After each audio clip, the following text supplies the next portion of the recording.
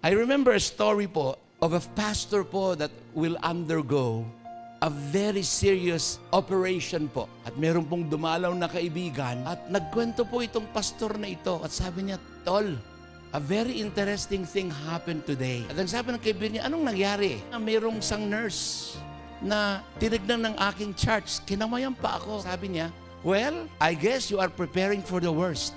Alam mo, Tol, anong sinagot ko sa kanya? No, I'm preparing for the best. Bakit?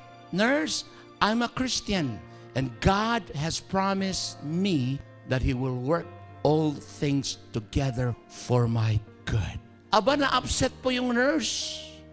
Drinap niya kayong chart niya, parang hindi siya makapaniwala and left the room in a hurry. Imagine niyo po itong nurse na ito. Kumusta tayo mga kapatid? Pag meron po tayong mga ganitong pagsubok, are you saying to yourself and to the Lord, Lord, thank you that you're preparing me for the best? O negative na lang po yung nasa utak natin. Kasi ang mga Kristiyanong katulad natin who are facing difficult trials of persecution, tandaan niyo po, 1 Peter 3:8-12.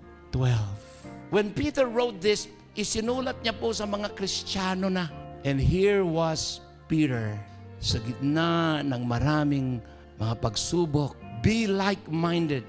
Be sympathetic. Love one another. Be compassionate and humble.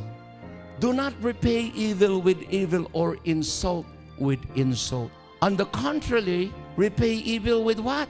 Blessing, so that you may what? Inherit a blessing. Papakinggan ng Diyos ang panalangin mo. Ang mata ng Diyos ay nasa sayo. But the face of the Lord is against those who do evil.